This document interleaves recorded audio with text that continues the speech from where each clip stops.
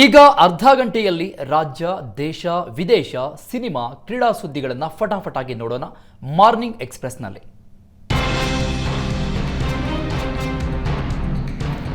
ಈ ಸಾಲಿನ ಮೋದಿ ಸಂಪುಟದಲ್ಲಿ ಮೊದಲ ಬಾರಿ ಸಚಿವರಾದವರಿಗೆ, ಮಾಜಿ ಸಚಿವರಿಗೆ ಪ್ರಮಾಣ ವಚನಕ್ಕೂ ಮುನ್ನ ಮೋದಿ ಕ್ಲಾಸ್ ತೆಗೆದುಕೊಂಡಿದ್ದಾರೆ. ಮುಂದೆ ಎದುರಾಗುವ ಸವಾಲುಗಳು ಹಾಗೂ ಸಚಿವರ ಮುಖ್ಯ ಕರ್ತವ್ಯಗಳ ಬಗ್ಗೆ ಪಾಠ ಮಾಡಿದ ಮೋದಿ, ಮೂರನೇ ಅವಧಿಯ ಸರ್ಕಾರ ರಚಿಸಲು ಸಚಿವರ ಸೇನೆಯನ್ನ ಸಜ್ಜುಗೊಳಿಸಿದ್ದಾರೆ. ಸತತ ಮೂರನೇ ಬಾರಿಗೆ ಪ್ರಧಾನಿಯಾಗುವ ಮೂಲಕ ಮೋದಿ ಇತಿಹಾಸ ಬರೆದಾಗಿದೆ. ಮೋದಿ ಸಂಪುಟದಲ್ಲಿ ರಾಜ್ಯಕ್ಕೆ ಬಂಪರ್ ಕೊಡುಗೆ ಸಿಕ್ಕಿದೆ. ಕರ್ನಾಟಕದ 5 ಮಂತ್ರಿಗಿರಿ ಸಿಕ್ಕಿದ್ದು ಪ್ರಮಾಣ ವಚನ ಸ್ವೀಕರಿಸಿದ್ದಾರೆ. ಮೋದಿ ಸಂಪುಟದಲ್ಲಿ ಕರ್ನಾಟಕದಿಂದ 2 ಒಕ್ಕಲಿಗ, ಒಬ್ಬ ಬ್ರಾಹ್ಮಣ, ಒಬ್ಬ ಲಿಂಗಾಯತ ನಾಯಕನಿಗೆ ಮಂತ್ರಿ ಸ್ಥಾನ ನೀಡಲಾಗಿದೆ. ಒಕ್ಕಲಿಗ ಕೋಟಾದಲ್ಲಿ ಎಚ್.ಡಿ. ಕುಮಾರಸ್ವಾಮಿ, ಶೋಭಾ ಕರಂದ್ಲಾಜೆ, ಬ್ರಾಹ್ಮಣ ಕೋಟಾದಡಿ ಪ್ರಹ್ಲಾದ್ ಜೋಶಿ, ಲಿಂಗಾಯತದಡಿ ಸೋಮಣ್ಣಗೆ ಮಂತ್ರಿಗಿರಿ ಸಿಕ್ಕಿದೆ. ಕರ್ನಾಟಕದಿಂದ ರಾಜ್ಯಸಭೆಗೆ ಆಯ್ಕೆಯಾದ ನಿರ್ಮಲಾ ಸೀತಾರಾಮನ್ ಮತ್ತೊಮ್ಮೆ ಮೋದಿ ಸಂಪುಟ ಸೇರಿದ್ದಾರೆ. ರಾಷ್ಟ್ರಪತಿ ಭವನದಲ್ಲಿ ನಡೆದ ಮೋದಿ ಸಂಪುಟ ಪ್ರಮಾಣ ವಚನಕ್ಕೆ ಉಡುಪಿಯ ಪೇಜಾವರಮಠದ ವಿಶ್ವಪ್ರಸನ್ನ ತೀರ್ಥ ಶ್ರೀಗಳು ಭಾಗಿಯಾಗಿದ್ದರು. ಈ ಕುರಿತು ಪ್ರತಿಕ್ರಿಯೆ ನೀಡಿದ ಅವರು, ದೇಶದ ನಾಗರಿಕನಾಗಿ ಪದಗ್ರಹಣದಲ್ಲಿ ಭಾಗಿಯಾಗಿದ್ದೇನೆ. ನೂತನ ಸಂಪುಟ ಶ್ರದ್ಧೆಯಿಂದ ಕಾರ್ಯನಿರ್ವಹಿಸಲಿ, ಮುಂದಿನ 5 ವರ್ಷದ ಆಡಳಿತವನ್ನು ಸುಸೂತ್ರವಾಗಿ ನಡೆಸಲಿ ಅಂತ ಸರ್ಕಾರಕ್ಕೆ ಹಾರೈಸಿದ್ದಾರೆ. ಲೋಕಸಭಾ ಚುನಾವಣೆ ಮುಗಿದು ಬಿಜೆಪಿ ನೇತೃತ್ವದ ಎನ್ಡಿಎ ಸರ್ಕಾರ ಬಹುತೇಕ ಬಹುಮತ ಪಡೆದುಕೊಂಡಿದೆ. ನರೇಂದ್ರ ಮೋದಿ 3ನೇ ಅವಧಿಗೆ ಪ್ರಧಾನಿಯಾಗಿ ಪ್ರಮಾಣ ವಚನ ಸ್ವೀಕರಿಸಿದ್ದಾರೆ. ಮೋದಿ ಪ್ರಮಾಣ ವಚನ ಕಾರ್ಯಕ್ರಮಕ್ಕೆ ಮಾಜಿ ಪ್ರಧಾನಿ ದೇವೇಗೌಡರು ಗೈರಾಗ್ತಾ ಇದ್ದು ಪತ್ರದ ಮೂಲಕ ಶುಭ ಹಾರೈಸಿದ್ದಾರೆ. ಅನಾರೋಗ್ಯದ ಕಾರಣದಿಂದಾಗಿ ನಾನು ಸಮಾರಂಭದಲ್ಲಿ ಭಾಗಿಯಾಗಲು ಸಾಧ್ಯವಾಗ್ತಿಲ್ಲ. ಟಿವಿ ಮೂಲಕ ಐತಿಹಾಸಿಕ ಕಾರ್ಯಕ್ರಮವನ್ನು ವೀಕ್ಷಣೆ ಮಾಡ್ತೇನೆ. 3ನೇ ಅವಧಿಗೆ ಪ್ರಧಾನಿ ಆಗುತ್ತಿರುವ ಮೋದಿ ಅವರನ್ನ ಅಭಿನಂದಿಸುತ್ತೇನೆ ಅಂತ ದೇವೇಗೌಡರು ಶುಭ ಹಾರೈಸಿದ್ದಾರೆ.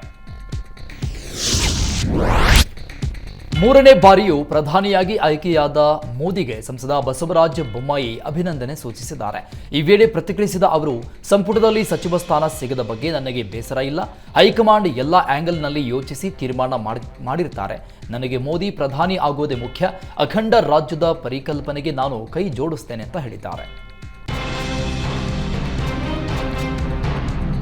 3ನೇ ಬಾರಿಗೆ ಪ್ರಧಾನಮಂತ್ರಿಯಾಗಿ ನರೇಂದ್ರ ಮೋದಿ ಪ್ರಮಾಣ ವಚನ ಸ್ವೀಕರಿಸಿದ ಹಿನ್ನೆಲೆಯಲ್ಲಿ ಸಕಲೇಶಪುರದ ಬಾಳುಪೇಟೆಯಲ್ಲಿ ಬಿಜೆಪಿ ಜೆಡಿಎಸ್ ಕಾರ್ಯಕರ್ತರು ಅದ್ಧೂರಿ ಸಂಭ್ರಮಾಚರಣೆ ನಡೆಸಿದ್ದಾರೆ. ಎಚ್.ಡಿ. ಕುಮಾರಸ್ವಾಮಿಗೆ ಕೇಂದ್ರದಲ್ಲಿ ಮಂತ್ರಿಗಿರಿ ನೀಡಿದ್ದಕ್ಕೆ ಕಾರ್ಯಕರ್ತರು ಸಂತೋಷ ವ್ಯಕ್ತಪಡಿಸಿದರು. ಈ ವೇಳೆ ಕಾರ್ಯಕರ್ತರು ಪಟಾಕಿ ಸಿಡಿಸಿ ಸಿಹಿ ಹಂಚಿ ಸಂಭ್ರಮಿಸಿದ್ದಾರೆ. 3ನೇ ಬಾರಿಗೆ ಪ್ರಧಾನಮಂತ್ರಿಯಾಗಿ ನರೇಂದ್ರ ಮೋದಿ ಪ್ರಮಾಣ ವಚನ ಸ್ವೀಕರಿಸಿದ ಹಿನ್ನೆಲೆಯಲ್ಲಿ ಕೋಲಾರದ ಡುಲೈಟ್ ಸರ್ಕಲ್ನಲ್ಲಿ ಬಿಜೆಪಿ ಜೆಡಿಎಸ್ ಕಾರ್ಯಕರ್ತರು ಅದ್ಧೂರಿ ಸಂಭ್ರಮಾಚರಣೆ ಮಾಡಿದ್ದಾರೆ. ಈ ವೇಳೆ ಕಾರ್ಯಕರ್ತರು ಪಟಾಕಿ ಸಿಡಿಸಿ ಸಿಹಿ ಹಂಚಿ ಸಂಭ್ರಮಿಸಿದ್ದಾರೆ. 3ನೇ ಬಾರಿ ಪ್ರಧಾನಿಯಾಗಿ ನರೇಂದ್ರ ಮೋದಿ ಪ್ರಮಾಣ ವಚನ ಸ್ವೀಕರಿಸಿದ ಹಿನ್ನೆಲೆಯಲ್ಲಿ ಬಿಜೆಪಿ ಕಾರ್ಯಕರ್ತರು ಪಟಾಕಿ ಸಿಡಿಸಿ ಸಂಭ್ರಮಿಸಿದ್ದಾರೆ. ಬಾಗಲಕೋಟೆಯ ಬಸವೇಶ್ವರ ಸರ್ಕಲ್ನಲ್ಲಿ ಹಬ್ಬದ ವಾತಾವರಣ ಕಂಡುಬಂದಿದ್ದು ಹೆಮ್ಮೆಯ ಪ್ರಧಾನಿಗೆ ಕಾರ್ಯಕರ್ತರು ಶುಭಾಶಯ ಕೋರಿದ್ದಾರೆ. 3ನೇ ಬಾರಿ ಪ್ರಧಾನಿಯಾಗಿ ನರೇಂದ್ರ ಮೋದಿ ಪ್ರಮಾಣ ವಚನ ಸ್ವೀಕರಿಸಿದ ಹಿನ್ನೆಲೆಯಲ್ಲಿ ಬಿಜೆಪಿ ಕಾರ್ಯಕರ್ತರು ಪಟಾಕಿ ಸಿಡಿಸಿ ಸಂಭ್ರಮಿಸಿದ್ದಾರೆ. ಶಹಾಪುರ ನಗರದಲ್ಲಿ ಬಿಜೆಪಿ ಕಾರ್ಯಕರ್ತರು ವಿಜಯೋತ್ಸವ ಆಚರಿಸಿದ್ದು ಆಂಜನೇಯ ದೇವಸ್ಥಾನದಿಂದ ಬಸವೇಶ್ವರ ವೃತ್ತದವರೆಗೆ ಮೆರವಣಿಗೆ ನಡೆಸಿ ಸಂಭ್ರಮಿಸಿದರು. ಈ ವೇಳೆ ಕಾರ್ಯಕರ್ತರು ಪಟಾಕಿ ಸಿಡಿಸಿ ಸಿಹಿ ಹಂಚಿ ಹೆಮ್ಮೆಯ ಪ್ರಧಾನಿಗೆ ಕಾರ್ಯಕರ್ತರು ಶುಭಾಶಯ ಕೋರಿದ್ದಾರೆ. ಇನ್ನು ಅಥಣಿಯಲ್ಲಿ ಬಿಜೆಪಿ ಕಾರ್ಯಕರ್ತರ ಅದ್ಧೂರಿ ಸಂಭ್ರಮಾಚರಣೆ ಕಂಡುಬಂದಿದೆ. ಈ ವೇಳೆ ಬಿಜೆಪಿ ಕಾರ್ಯಕರ್ತರು ಡಿಜೆ ಬಳಸಿ ಬಣ್ಣ ಹಚ್ಚಿ ಕುಣಿದು ಸಂಭ್ರಮಿಸಿದ್ದಾರೆ. ಅಥಣಿ ಕೈ ಶಾಸಕ ಲಕ್ಷ್ಮಣ ಸವದಿ ಕ್ಷೇತ್ರದಲ್ಲಿ ಬಿಜೆಪಿ ಅಭ್ಯರ್ಥಿ ಅಣ್ಣಾ ಸಾಹೇಬ್ ಜೊಲ್ಲೆ ಸೋಲಾದರೂ ಮತ್ತೊಮ್ಮೆ ಮೋದಿ ಪ್ರಧಾನಿಯಾಗಿದ್ದಕ್ಕೆ ಬಿಜೆಪಿ ಕಾರ್ಯಕರ್ತರು ಉತ್ಸುಕತೆ ಹೆಚ್ಚಾಗಿದೆ. ಇನ್ನು ಬಳ್ಳಾರಿಯಲ್ಲಿ ಬಿಜೆಪಿ ಕಾರ್ಯಕರ್ತರ ಅದ್ಧೂರಿ ಸಂಭ್ರಮಾಚರಣೆ ಕಂಡುಬಂದಿದೆ. ಈ ವೇಳೆ ಬಿಜೆಪಿ ಕಾರ್ಯಕರ್ತರು ಪಟಾಕಿ ಸಿಡಿಸಿ ಸಿಹಿ ಹಂಚಿ ಕುಣಿದು ಕುಪ್ಪಳಿಸಿದ್ದಾರೆ. ಮತ್ತೊಮ್ಮೆ ಮೋದಿ ಪ್ರಧಾನಿಯಾಗಿದ್ದಕ್ಕೆ ಬಿಜೆಪಿ ಕಾರ್ಯಕರ್ತರಲ್ಲಿ ಉತ್ಸುಕತೆ ಹೆಚ್ಚಾಗಿದೆ. ನೂರಾರು ಬಿಜೆಪಿ ಕಾರ್ಯಕರ್ತರು ಸಂಭ್ರಮಾಚರಣೆಯಲ್ಲಿ ಕೂಡಿದ್ರು. ಪ್ರಧಾನಿಯಾಗಿ ಮೋದಿ ಪದಗ್ರಹಣ ಹಾಗೂ ಸಂಪುಟದಲ್ಲಿ ಸಚಿವರಾಗಿ ಎಚ್‌ಡಿಕೆ ಪ್ರಮಾಣ ವಚನ ಸ್ವೀಕರಿಸಿದ ಹಿನ್ನೆಲೆಯಲ್ಲಿ ಮಂಡ್ಯದಲ್ಲಿ ಎಲ್ಲ ಕಡೆ ಸಂಭ್ರಮ ಮನೆ ಮಾಡಿದೆ. ಈ ವೇಳೆ ಏಷ್ಯಾನೆಟ್ ಸುವರ್ಣ ನ್ಯೂಸ್ ಲೈವ್ನ ಬೃಹತ್ ಎಲ್ಇಡಿ ಪರದೆ ಮುಖಾಂತರ ಪ್ರಮಾಣ ವಚನದ ಲೈವ್ ಪ್ರಸಾರ ಮಾಡಿದ್ದು ಬಸರಾಳು ಬಸ್ ನಿಲ್ದಾಣ ಬಳಿ ಕಂಡುಬಂದಿದೆ. ಈ ವೇಳೆ ಕಾರ್ಯಕ್ರಮವನ್ನು ನೂರಾರು ಜನ ಕಣ್ತುಂಬಿಕೊಂಡಿದ್ದಾರೆ. ಪ್ರಧಾನಿ ನರೇಂದ್ರ ಮೋದಿ 3ನೇ ಬಾರಿ ಅಧಿಕಾರ ಸ್ವೀಕಾರ ಹಿನ್ನೆಲೆಯಲ್ಲಿ ಹೊಸಪೇಟೆಯಲ್ಲಿ ಹಬ್ಬದ ವಾತಾವರಣ ಕೂಡಿತು. ಈ ವೇಳೆ ಬಿಜೆಪಿ ರಾಜ್ಯ ಯುವ ಮೋರ್ಚಾದ ಕೋಶಾಧ್ಯಕ್ಷ ಸಿದ್ಧಾರ್ಥ ಸಿಂಗ್ ನೇತೃತ್ವದಲ್ಲಿ ಸಿಹಿ ಹಂಚಿ ಕಾರ್ಯಕರ್ತರು ಸಂಭ್ರಮಿಸಿದರು. ಮೋದಿ 5 ವರ್ಷಗಳ ಕಾಲ ಯಾವುದೇ ವಿಘ್ನ ಬಾರದಂತೆ ಅಧಿಕಾರ ನಡೆಸಲಿ, ದೇಶಕ್ಕಾಗಿ ಇನ್ನೂ ಒಳ್ಳೆಯ ಅಭಿವೃದ್ಧಿ ಕೆಲಸಗಳು ಆಗಲಿ, ಭಾರತ ಜಗತ್ತಿನಲ್ಲಿ 5ನೇ ಆರ್ಥಿಕ ರಾಷ್ಟ್ರವಾಗಿ ಬೆಳೆದಿದೆ ಅಂತ ಬಿಜೆಪಿ ಮುಖಂಡರು ಕಾರ್ಯಕರ್ತರು ಪ್ರತಿಕ್ರಿಯಿಸಿದ್ದಾರೆ. 3ನೇ ಬಾರಿಯೂ ಪ್ರಧಾನಿಯಾಗಿ ಮೋದಿ ಪ್ರಮಾಣ ವಚನ ಸ್ವೀಕರಿಸಿದ ಹಿನ್ನೆಲೆಯಲ್ಲಿ ಉತ್ತರ ಕನ್ನಡದ ಕಾರವಾರದಲ್ಲಿ ಬಿಜೆಪಿ ಕಾರ್ಯಕರ್ತರು ದೇವಸ್ಥಾನದಲ್ಲಿ ವಿಶೇಷ ಪೂಜೆ ಸಲ್ಲಿಸಿದ್ದಾರೆ. ಹೆಮ್ಮೆಯ ಮೋದಿ ಪ್ರಧಾನಿಯಾದ ಖುಷಿಗೆ ಕಾರ್ಯಕರ್ತರು ಸಿಹಿ ಹಂಚಿ ಸಂಭ್ರಮಿಸಿದರು. ಈ ವೇಳೆ ಬಿಜೆಪಿ ಗ್ರಾಮೀಣ ಮಂಡಲದ ಪದಾಧಿಕಾರಿಗಳು, ಬೂತ್ ಅಧ್ಯಕ್ಷರು ಹಾಗೂ ಪಕ್ಷದ ಕಾರ್ಯಕರ್ತರು ಉಪಸ್ಥಿತರಿದ್ದರು. ಹ್ಯಾಟ್ರಿಕ್ ಗೆಲುವಿನ ಮೂಲಕ 3ನೇ ಬಾರಿ ಪ್ರಧಾನಿಯಾಗಿ ನರೇಂದ್ರ ಮೋದಿ ಪ್ರಮಾಣ ವಚನ ಸ್ವೀಕರಿಸಿದ ಹಿನ್ನೆಲೆಯಲ್ಲಿ ಯಾದಗಿರಿಯಲ್ಲೂ ಕೂಡ ಹಬ್ಬದ ವಾತಾವರಣ ಮನೆ ಮಾಡಿದೆ. ಈ ವೇಳೆ ಕಾರ್ಯಕರ್ತರು ನಗರದ ಆಂಜನೇಯ ದೇವಸ್ಥಾನದಲ್ಲಿ ವಿಶೇಷ ಪೂಜೆ ಸಲ್ಲಿಸಿದ್ರು. ಇನ್ನಷ್ಟು ದೇಶದ ಅಭಿವೃದ್ಧಿ ಮಾಡಲಿ, ಮೋದಿಗೆ ಮತ್ತಷ್ಟು ಆಯಸ್ಸು ಆರೋಗ್ಯ ಕರುಣಿಸಲಿ ಅಂತ ಪ್ರಾರ್ಥನೆ ಮಾಡಿದರು. ಪೂಜೆ ಕೈಂಕರ್ಯದಲ್ಲಿ ಹಲವು ಬಿಜೆಪಿ ಕಾರ್ಯಕರ್ತರು ಭಾಗಿಯಾಗಿದ್ರು. ಕೇಂದ್ರದಲ್ಲಿ ಲಿಂಗಾಯತರಿಗೆ ಒಬಿಸಿ ಮೀಸಲಾತಿ ಸಿಗುವ ಹಾಗೆ ರಾಜ್ಯದಲ್ಲೂ ಮೀಸಲಾತಿ ಸಿಗಬೇಕು ಅಂತ ಸಚಿವ ಎಂಬಿ ಪಾಟೀಲ್ ಆಗ್ರಹಿಸಿದ್ದಾರೆ. ಮೈಸೂರಲ್ಲಿ ನಡೆದ ಬಸವ ಜಯಂತಿ ಕಾರ್ಯಕ್ರಮದಲ್ಲಿ ಮಾತನಾಡಿದ ಅವರು, ಮೀಸಲಾತಿ ಪಡೆಯೋದಕ್ಕೆ ರಾಜ್ಯದ ಎಲ್ಲ ಒಳಪಂಗಡಗಳು ಒಂದಾಗಿ ಹೋರಾಟ ಮಾಡಬೇಕು. ಈ ಹೋರಾಟದ ನೇತೃತ್ವವನ್ನು ಸುತ್ತೂರು ಶ್ರೀಗಳೇ ವಹಿಸಬೇಕು ಅಂತ ಮನವಿ ಮಾಡಿದ್ದಾರೆ. ಕೋಲಾರ ಜಿಲ್ಲೆ ಮಾಲೂರು ತಾಲೂಕಿನ ಕಾಂಗ್ರೆಸ್ ಶಾಸಕ ಕೆವೈ ನಂಜೇಗೌಡರ ಹುಟ್ಟುಹಬ್ಬ ಹಿನ್ನೆಲೆಯಲ್ಲಿ ಅಭಿಮಾನಿಯಿಂದ ವಿಶೇಷ ಕೊಡುಗೆ ನೀಡಲಾಯಿತು. ತನ್ನ ನೆಚ್ಚಿನ ನಾಯಕನ ಹುಟ್ಟುಹಬ್ಬಕ್ಕೆ ರಕ್ತದಲ್ಲಿ ಶಾಸಕ ನಂಜೇಗೌಡ ಭಾವಚಿತ್ರ ಬಿಡಿಸಿ ಉಡುಗೊರೆ ಕೊಟ್ಟಿದ್ದಾರೆ. ಮಾಲೂರು ಪಟ್ಟಣದ ಯುವ ಕಾಂಗ್ರೆಸ್ ಮುಖಂಡ ಹಾಗೂ ಶಾಸಕ ನಂಜೇಗೌಡರ ಅಭಿಮಾನಿ ಹರೀಶ್ ಅವರಿಂದ ವಿಶೇಷ ಉಡುಗೊರೆ ನೀಡಲಾಗಿದ್ದು, ತಮ್ಮ ರಕ್ತದಲ್ಲಿ ವಿಶೇಷವಾಗಿ ಕೆವೈ ನಂಜೇಗೌಡರ ಭಾವಚಿತ್ರ ನೀಡುವ ಮೂಲಕ ತಮ್ಮ ಅಭಿಮಾನವನ್ನ ಮೆರೆದಿದ್ದಾರೆ. ಇನ್ನು ಅಭಿಮಾನಿಯ ಪ್ರೀತಿಗೆ ಮಾಲೂರು ಶಾಸಕ ನಂಜೇಗೌಡ ಫುಲ್ ಖುಷಿಯಾಗಿದ್ದಾರೆ. ಈ ಬಾರಿ ಮುಂಗಾರು ಮಳೆ ರಾಜ್ಯದಾದ್ಯಂತ ಅಬ್ಬರಿಸ್ತಾ ಇದೆ. ಅದರಲ್ಲೂ ರಾಜ್ಯದೆಲ್ಲೆಡೆ ಮೃಗಶಿರ ಮಳೆ ನಿರೀಕ್ಷೆಗೂ ಮೀರಿ ಉತ್ತಮ ಮಳೆಯಾಗ್ತಾ ಇದೆ. ವೀಕೆಂಡ್ ಹಿನ್ನೆಲೆಯಲ್ಲಿ ಕಾಫಿನಾಡು ಚಿಕ್ಕಮಗಳೂರತ್ತ ಪ್ರವಾಸಿಗರ ದಂಡು ಹರಿದು ಬರ್ತಾ ಇದೆ. ಚಿಕ್ಕಮಗಳೂರು ಜಿಲ್ಲೆ ಕೈಮರ ಮುಳ್ಳಯ್ಯನಗಿರಿಯತ್ತ ರಸ್ತೆಯಲ್ಲಿ ಸಾಲು ಸಾಲು ವಾಹನಗಳಿಂದ ಟ್ರಾಫಿಕ್ ಜಾಮ್ ಉಂಟಾಗಿದ್ದು, ವಾಹನ ಸವಾರರು ಪರದಾಟ ನಡೆಸ್ತಾ ಇದ್ದಾರೆ. ಟ್ರಾಫಿಕ್ ಕ್ಲಿಯರ್ ಮಾಡುವುದಕ್ಕೆ ಕೈಮರ್ ಪೊಲೀಸರು ಹರಸಾಹಸ ಪಡ್ತಿದ್ದಾರೆ.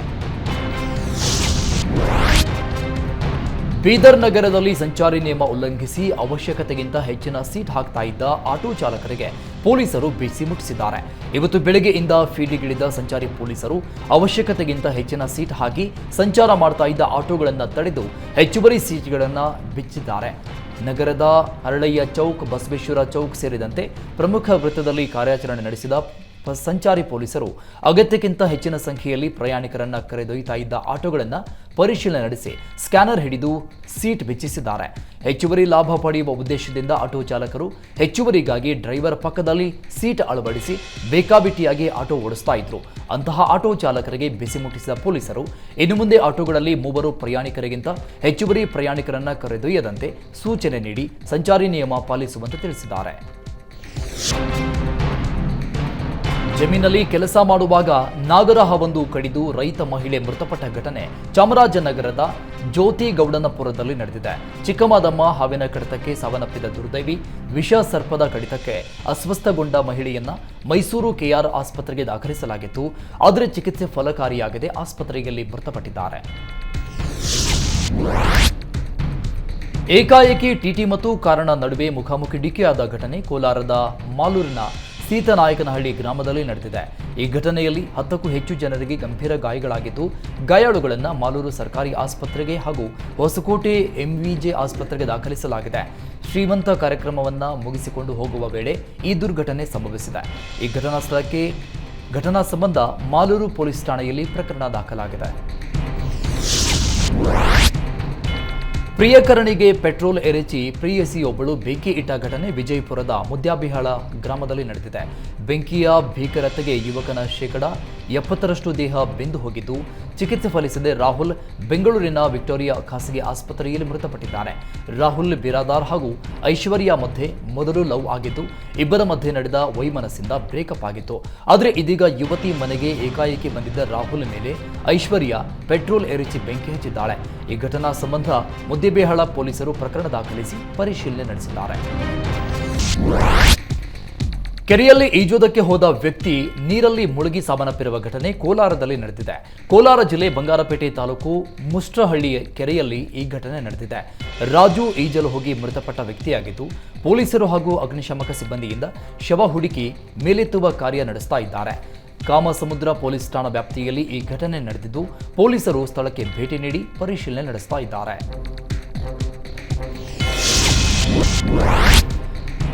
ವಿಜಯಪುರದಲ್ಲಿ ಸುರಿದ ಧಾರಾಕಾರ ಮಳೆಗೆ ಜನಜೀವನ ಅಸ್ತವ್ಯಸ್ತಗೊಂಡಿದೆ. ಭಾರೀ ಮಳೆಗೆ ರಸ್ತೆಗಳು ಸಂಪೂರ್ಣ ಜಲಾವೃತವಾಗಿದ್ದು, ವಾಹನ ಸವಾರರು ಪರದಾಡುವಂತಾಗಿದೆ. ಈ ವೇಳೆ ರಸ್ತೆ ಬಂದ್ ಆದ ಕಾರಣ ಬಸ್ನಲ್ಲಿ ಬಂದ ಗ್ರಾಮಸ್ಥರನ್ನ ಜೆಸಿಬಿ ಮೂಲಕ ಗ್ರಾಮಕ್ಕೆ ಕಳಿಸುವ ದೃಶ್ಯ ಬಸವನ ಬಾಗೇವಾಡಿಯ ಹತ್ತರಕಿಹಾಳ ಗ್ರಾಮದಲ್ಲಿ ಕಂಡುಬಂದಿದ್ದು, ನೆಟ್ಟಿಗರು ಅಚ್ಚರಿ ಪಡುವಂತಾಗಿದೆ.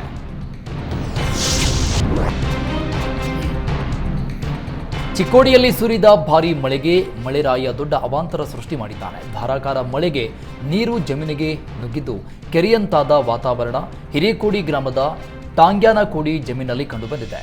ಮಳೆ ಸೃಷ್ಟಿಸಿದ ಅವಾಂತರಕ್ಕೆ ಸಾಕಷ್ಟು ಬೆಳೆ ಹಾನಿಯಾಗಿದ್ದು, ಕೈಗೆ ಬಂದಿದ್ದ ಬೆಳೆ ಕಳೆದುಕೊಂಡು ರೈತ ಹೈರಾಣಾಗಿದ್ದಾನೆ. ಚಾಲಕನ ನಿಯಂತ್ರಣ ತಪ್ಪಿ ಬಸ್ ಪಲ್ಟಿಯಾದ ಘಟನೆ ಶಿವಮೊಗ್ಗ ಜಿಲ್ಲೆಯ ಸಾಗರ ತಾಲೂಕಿನ ಆನಂದಪುರ ಸಮೀಪ ಮುಂಬಾಳು ಕ್ರಾಸ್ನಲ್ಲಿ ನಡೆದಿದೆ. ಸುಮಾರು 30ಕ್ಕೂ ಹೆಚ್ಚು ಪ್ರಯಾಣಿಕರಿಗೆ ಗಾಯಗಳಾಗಿದ್ದು, ಗಾಯಾಳುಗಳನ್ನು ಆನಂದಪುರ ಸಾಗರ ಆಸ್ಪತ್ರೆಗೆ ದಾಖಲಿಸಿ ಚಿಕಿತ್ಸೆ ನೀಡಲಾಗ್ತಾ ಇದೆ. ಆನಂದಪುರ ಪೊಲೀಸ್ ಠಾಣಾ ವ್ಯಾಪ್ತಿಯಲ್ಲಿ ಈ ಘಟನೆ ನಡೆದಿದೆ.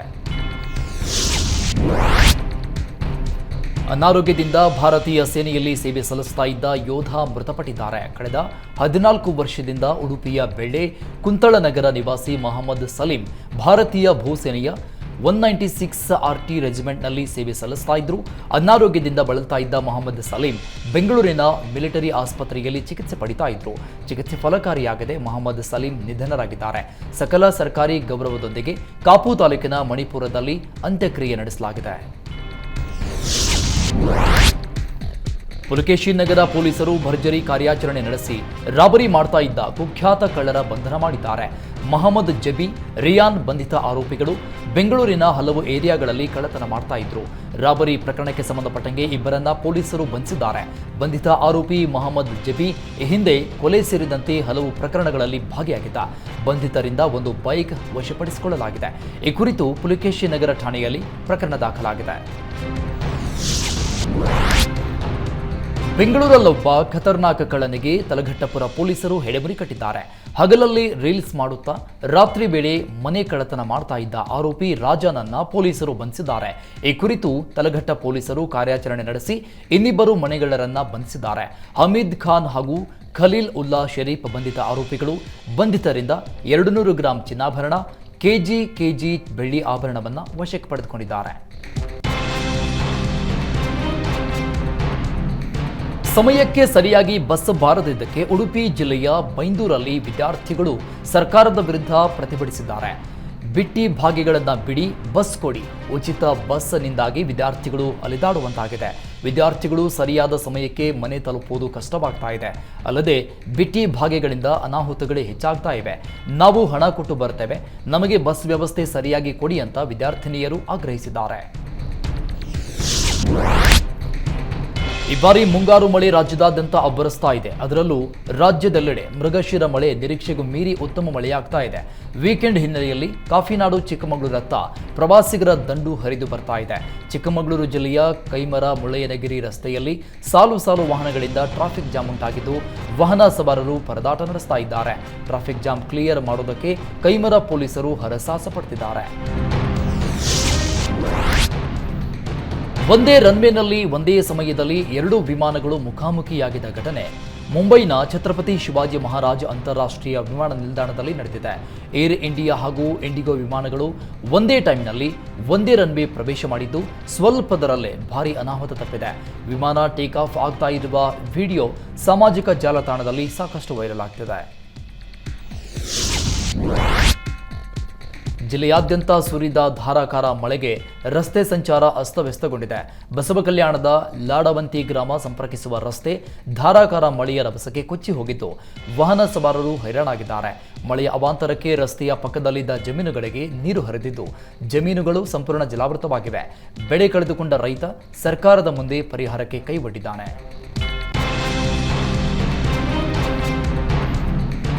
ಕಳೆದ 3 ದಿನಗಳಿಂದ ಗುಮ್ಮಟನಗರಿ ವಿಜಯಪುರದಲ್ಲಿ ಮಳೆ ಸುರಿತಾ ಇದೆ. ಮಳೆಯಿಂದ ಜಿಲ್ಲೆಯ ಹಲವೆಡೆ ಅವಾಂತರಗಳು ಸೃಷ್ಟಿಯಾಗಿದೆ.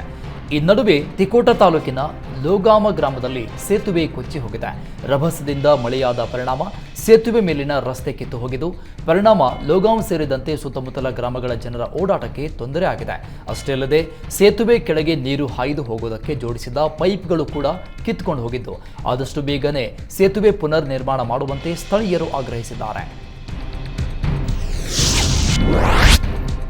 ಕೊಪ್ಪಳ ಜಿಲ್ಲೆಯ ಹಲವೆಡೆ ಭರ್ಜರಿ ಮಳೆಯಾಗ್ತಾ ಇದೆ. ಕಳೆದ 2-3 ದಿನಗಳಿಂದ ನಿರಂತರವಾಗಿ ಜಿಲ್ಲೆಯಲ್ಲಿ ಮಳೆಯಾಗ್ತಾ ಇದೆ. ಇವತ್ತು ಕೊಪ್ಪಳ, ಗಂಗಾವತಿ ಸೇರಿದಂತೆ ಹಲವೆಡೆ ಮಳೆಯ ಆರ್ಭಟ ಮುಂದುವರೆದಿದೆ. ಇನ್ನು ಕಳೆದ 1 ಗಂಟೆಯಿಂದ ಜಿಲ್ಲೆಯ ವಿವಿಧೆಡೆ ಮಳೆ ಸುರಿತಾ ಇದ್ದು ನಿರಂತರ ಮಳೆಯಿಂದ ಜನರು ಹೈರಾಣಾಗಿದ್ದಾರೆ. ಇನ್ನು ಈಗಾಗಲೇ ಮುಂಗಾರು ಮಳೆ ಉತ್ತಮವಾಗಿ ಆಗ್ತಾ ಇರೋದ್ರಿಂದ ರೈತರು ಸಂತಸಗೊಂಡಿದ್ದಾರೆ. ಜೊತೆಗೆ ಕೃಷಿ ಚಟುವಟಿಕೆಗಳ ಕಾರ್ಯವನ್ನ ರೈತರು ಬಿರುಸಿನಿಂದ ಆರಂಭಿಸಿದ್ದಾರೆ. ಉತ್ತರ ಕನ್ನಡ ಜಿಲ್ಲೆಯಾದ್ಯಂತ ಸುರಿದ ಭಾರೀ ಮಳೆಗೆ ದೊಡ್ಡ ಅವಾಂತರ ಸೃಷ್ಟಿಯಾಗಿದೆ. ಕುಮಟಾ ಪಟ್ಟಣದ ಸಸಿಹಿತ್ಲು ಭಾಗದ ಸುಮಾರು 15ಕ್ಕೂ ಹೆಚ್ಚು ಮನೆಗಳಿಗೆ ನೀರು ನುಗ್ಗಿದ್ದು ಅಪಾರ ಪ್ರಮಾಣದ ವಸ್ತುಗಳು ನಾಶವಾಗಿದೆ. ರಾಜ್ಯ ಕಾಲುವೆಗಳ ಸಮರ್ಪಕ ನಿರ್ವಹಣೆ ಮಾಡದ ಹಿನ್ನೆಲೆಯಲ್ಲಿ ಪ್ರತಿ ವರ್ಷ ಇಂತಹ ಸಮಸ್ಯೆಗಳು ನಡೀತಾ ಇವೆ ಅಂತ ಸ್ಥಳೀಯರು ದೂರಿದ್ದಾರೆ. ಈಗಾಗಲೇ ಹವಾಮಾನ ಇಲಾಖೆ ಹೆಚ್ಚಿನ ಮಳೆಯ ಮುನ್ಸೂಚನೆ ನೀಡಿದ್ದು ಜಿಲ್ಲಾಡಳಿತ ಎಚ್ಚೆತ್ತುಕೊಂಡಿದೆ. ಜಿಲ್ಲೆಯ ಹಲವೆಡೆ ಕಾಳಜಿ ಕೇಂದ್ರಗಳನ್ನು ತೆರೆಯುವುದಕ್ಕೆ ಮುಂದಾಗಿದೆ. ಬೆಂಗಳೂರಲ್ಲಿ ಮಳೆರಾಯ ಅಬ್ಬರಿಸಿದ್ದು ರಸ್ತೆಗಳ ಸಮಸ್ಯೆಯಿಂದ ಜನ ಹೈರಾಣಾಗಿದ್ದಾರೆ. ಮಳೆಯ ಆರ್ಭಟಕ್ಕೆ ಬನ್ನೇರುಘಟ್ಟ ರಸ್ತೆಗಳು ಜಲಾವೃತವಾಗಿದ್ದು ವಾಹನ ಸವಾರರು ರಸ್ತೆ ಮೇಲೆ ಸಂಚರಿಸುವುದಕ್ಕೆ ಪರದಾಡುವಂತಾಗಿದೆ. ಪರಿಣಾಮ ಬನ್ನೇರುಘಟ್ಟ ರಸ್ತೆಯಲ್ಲಿ ಕಿಲೋಮೀಟರ್ ಗಟ್ಟಲೆ ಟ್ರಾಫಿಕ್ ಜಾಮ್ ಕಂಡುಬಂದಿದೆ. ಕರ್ನಾಟಕದಲ್ಲಿ ಮುಂಗಾರು ಚುರುಕಾಗ್ತಾ ಇದೆ. ಕರ್ನಾಟಕದ ಕರಾವಳಿ ಹಾಗೂ ಉತ್ತರ ಒಳನಾಡಲ್ಲಿ ಇಂದಿನಿಂದ ಮಳೆ ಹೆಚ್ಚಾಗಲಿದ್ದು ರೆಡ್ ಅಲರ್ಟ್ ಘೋಷಣೆ ಮಾಡಲಾಗಿದೆ. ಕರಾವಳಿಯ ಉತ್ತರ ಕನ್ನಡ, ದಕ್ಷಿಣ ಕನ್ನಡ, ಉಡುಪಿ, ಉತ್ತರ ಒಳನಾಡಿನ ಬಾಗಲಕೋಟೆ, ಹಾವೇರಿ ಜಿಲ್ಲೆಗಳಲ್ಲಿ ಧಾರಾಕಾರ ಮಳೆ ಸುರಿಯಲಿದ್ದು ರೆಡ್ ಅಲರ್ಟ್ ಘೋಷಿಸಲಾಗಿದೆ. ಬೆಳಗಾವಿ, ಧಾರವಾಡ, ಗದಗ, ಕೊಪ್ಪಳ, ರಾಯಚೂರು, ವಿಜಯಪುರ, ಚಿಕ್ಕಬಳ್ಳಾಪುರ, ಚಿತ್ರದುರ್ಗ, ದಾವಣಗೆರೆ ಜಿಲ್ಲೆಗಳಲ್ಲಿ ಆರೆಂಜ್ ಅಲರ್ಟ್ ಹಾಗೂ ಯೆಲ್ಲೋ ಅಲರ್ಟ್ ಘೋಷಿಸಲಾಗಿದೆ. ಬಾಗಲಕೋಟೆ ಜಿಲ್ಲೆಯಾದ್ಯಂತ ನಿನ್ನೆ ತಡರಾತ್ರಿ ಸುರಿದ ಧಾರಾಕಾರ ಮಳೆಗೆ ಹಲವು ಅವಾಂತರಗಳು ಸೃಷ್ಟಿಯಾಗಿವೆ. ಬಾಗಲಕೋಟೆ ಜಿಲ್ಲೆಯ ರಬಕವಿ ಬನಹಟ್ಟಿ ತಾಲೂಕಿನ ರಬಕವಿ ನಗರದಲ್ಲಿ ಭಾರೀ ಮಳೆಗೆ ಮನೆಗಳಿಗೆ ನೀರು ನುಗ್ಗಿ ಜನರು ಹೈರಾಣಾಗಿದ್ದಾರೆ. ಮನೆಗೆ ನೀರು ನುಗ್ಗಿದ ಪರಿಣಾಮ ರಾತ್ರಿ ಇಡೀ ಮಳೆ ನೀರಲ್ಲಿ ಜಾಗರಣೆ ಮಾಡುವ ಪರಿಸ್ಥಿತಿ ನಿರ್ಮಾಣವಾಗಿದೆ. ನಗರಸಭೆ ಅಧಿಕಾರಿಗಳ ನಿರ್ಲಕ್ಷ್ಯದಿಂದ ಮನೆಗೆ ನೀರು ನುಗ್ಗಿದೆ ಅಂತ ಸಾರ್ವಜನಿಕರು ಆಕ್ರೋಶ ವ್ಯಕ್ತಪಡಿಸಿದ್ದಾರೆ. ಮಹಾರಾಷ್ಟ್ರದ ಪಶ್ಚಿಮ ಭಾಗದಲ್ಲಿ ಧಾರಾಕಾರ ಮಳೆಯಾಗ್ತಾ ಇದೆ. ಉತ್ತರ ಕರ್ನಾಟಕದ ಜೀವನಾಡಿಯಾದ ಕೃಷ್ಣಾ ನದಿ ಒಳಹರಿವು ಹೆಚ್ಚಳವಾಗಿದ್ದು ಕೃಷ್ಣಾ ನದಿ ನೀರು ಬಾಗಲಕೋಟೆ ಜಿಲ್ಲೆಯ ಹಿಪ್ಪರಗಿ ಡ್ಯಾಂ ತಲುಪಿದೆ. ಸದ್ಯ ಹಿಪ್ಪರಗಿ ಜಲಾಶಯದ 22 ಬಾಗಿಲುಗಳನ್ನು ತೆರೆಯಲಾಗಿದೆ. ರೈತರ ಮೊಗದಲ್ಲಿ ಸಂತಸ ಮನೆ ಮಾಡಿದೆ. ಕಳೆದ 4 ದಿನಗಳಿಂದ ವಿದ್ಯುತ್ ಸಂಪರ್ಕ ಕಡಿತ ಹಿನ್ನೆಲೆಯಲ್ಲಿ ರಾತ್ರೋರಾತ್ರಿ ಹೆಸ್ಕಾಂ ಕಚೇರಿಗೆ ಗ್ರಾಮಸ್ಥರು ಮುತ್ತಿಗೆ ಹಾಕಿದ ಘಟನೆ ಬೆಳಗಾವಿ ಜಿಲ್ಲೆಯ ಯರಗಟ್ಟಿ ತಾಲೂಕಿನ ಶಿವಾಪುರ ಗ್ರಾಮದಲ್ಲಿ ನಡೆದಿದೆ. 4 ದಿನಗಳಿಂದ ಸರಿಯಾಗಿ ವಿದ್ಯುತ್ ಸಂಪರ್ಕ ಕಲ್ಪಿಸ್ತಾ ಇಲ್ಲ. ಸರಿಯಾಗಿ ವಿದ್ಯುತ್ ಸಂಪರ್ಕ ನೀಡದಿದ್ದರೆ ಉಗ್ರ ಹೋರಾಟ ಮಾಡುವುದಾಗಿ ಹೆಸ್ಕಾಂ ಅಧಿಕಾರಿಗಳಿಗೆ ಗ್ರಾಮಸ್ಥರು ಎಚ್ಚರಿಕೆ ಕೊಟ್ಟಿದ್ದಾರೆ.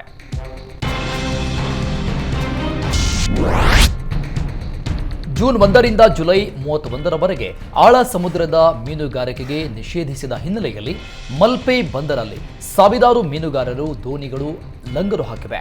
ಮಲ್ಪೆಯ ಬಂದರು ಸರ್ವ ಋತು ಬಂದರು ಆಗಿರೋದ್ರಿಂದ ಮಲ್ಪೆ ಮಾತ್ರವಲ್ಲದೆ ಆಸುಪಾಸಿನ ಬೋಟ್ ಸಹ ಮಲ್ಪೆ ಬಂದರಲ್ಲಿ ಆಶ್ರಯ ಪಡಿತಾ ಇವೆ. ಹೀಗಾಗಿ ಬೋಟ್ಗಳ ನಿಲುಗಡೆಗೆ ಸ್ಥಳಾವಕಾಶದ ಕೊರತೆ ಕಾಡ್ತಾ ಇದ್ದು ಬಂದರು ವಿಸ್ತರಣೆ ಕಾರ್ಯ ನಡೆಸಬೇಕು ಅಂತ ಮೀನುಗಾರರು ಆಗ್ರಹಿಸಿದ್ದಾರೆ. ಬೀದರ್ ಜಿಲ್ಲೆಯ ಬಸವಕಲ್ಯಾಣ ಸೇರಿದಂತೆ ಹಲವೆಡೆ ನಿನ್ನೆ ಸುರಿದ ಧಾರಾಕಾರ ಮಳೆಗೆ ಹಲವು ಅವಾಂತರ ಸೃಷ್ಟಿಯಾಗಿದೆ. ಬಸವಕಲ್ಯಾಣ ತಾಲೂಕಿನ ಲಾಡವಂತಿ ಗ್ರಾಮ ಸಂಪರ್ಕಿಸುವ ರಸ್ತೆ ಕೊಚ್ಚಿ ಹೋಗಿದ್ದು ಸಂಚಾರ ಅಸ್ತವ್ಯಸ್ತವಾಗಿ ವಾಹನ ಸವಾರರು ಪರದಾಡುವ ಪರಿಸ್ಥಿತಿ ನಿರ್ಮಾಣವಾಗಿದೆ. ನೂತನ ರಸ್ತೆ ನಿರ್ಮಾಣ ಮಾಡಬೇಕು ಅಂತ ಲಾಡವಂತಿ ಗ್ರಾಮಸ್ಥರು ಆಗ್ರಹಿಸಿದ್ದಾರೆ. ಇನ್ನು ಹಲವೆಡೆ ಜಮೀನುಗಳು ಜಲಾವೃತವಾಗಿದ್ದು ರೈತರು ಬೆಳೆದ ಬೆಳೆ ಸಂಪೂರ್ಣ ನಾಶ ಆಗಿದೆ. ಅನ್ನದಾತರು ಕಂಗಾಲಾಗಿದ್ದಾರೆ. ತಡರಾತ್ರಿ ಸುರಿದ ಧಾರಾಕಾರ ಮಳೆಗೆ ಚಿಕ್ಕೋಡಿ ಜಿಲ್ಲೆಯ ಹಲವೆಡೆ ಅವಾಂತರ ಸೃಷ್ಟಿಯಾಗಿದೆ. ಚಿಕ್ಕೋಡಿ ತಾಲೂಕಿನ ಹಿರೇಕೋಡಿ ಗ್ರಾಮದ ಟಾಂಗ್ಯಾನಕೋಡಿಯ ಹಲವು ಜಮೀನುಗಳಿಗೆ ಮಳೆ ನೀರು ನುಗ್ಗಿ ಕಬ್ಬಿನ ಬೆಳೆ ಸಂಪೂರ್ಣ ನೀರು ಪಾಲಾಗಿದ್ದು ಕಬ್ಬು ಬೆಳೆದಿದ್ದ ಅನ್ನದಾತರು ಸಂಕಷ್ಟಕ್ಕೆ ಸಿಲುಕಿದ್ದಾರೆ. ತುಂಬಿ ಹರಿತಾ ಇದ್ದ ನದಿಗೆ ಟ್ರ್ಯಾಕ್ಟರ್ ಮುಗಿಚಿ ಬಿದ್ದ ಘಟನೆ ಬೆಳಗಾವಿ ಜಿಲ್ಲೆಯ ಮೂಡಲಗಿ ತಾಲೂಕಿನ ಅವರಾದಿ ಗ್ರಾಮದಲ್ಲಿ ನಡೆದಿದೆ. ಅವರಾದಿಯಿಂದ ನಂದಗಾಂವ್ ಗ್ರಾಮಕ್ಕೆ ಕೂಲಿ ಕೆಲಸಕ್ಕೆಂದು ತೆರಳುತ್ತಾ ಇದ್ರು. ಈ ವೇಳೆ ನದಿ ದಾಟುವಾಗ ಆಯತಪ್ಪಿ ಘಟಪ್ರಭಾ ನದಿಗೆ ಮುಗಿಚಿ ಬಿದ್ದು ಅವಘಡ ಸಂಭವಿಸಿದೆ. ಅದೃಷ್ಟವಶಾತ್ ಯಾವುದೇ ಪ್ರಾಣಹಾನಿ ಸಂಭವಿಸಿಲ್ಲ. ಘಟನಾ ಸ್ಥಳಕ್ಕೆ ಕುಲಗೋಡ ಪೊಲೀಸರು ಭೇಟಿ ನೀಡಿ ಪರಿಶೀಲಿಸಿದ್ದಾರೆ. ಕುಲಗೋಡ ಪೊಲೀಸ್ ಠಾಣಾ ವ್ಯಾಪ್ತಿಯಲ್ಲಿ ಈ ಘಟನೆ ನಡೆದಿದೆ.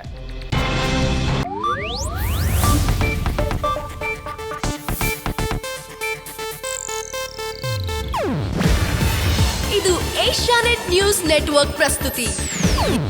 ನೀವು ನೋಡ್ತಿದ್ದೀರಾ ಏಷ್ಯಾನೆಟ್ ಸುವರ್ಣ ನ್ಯೂಸ್.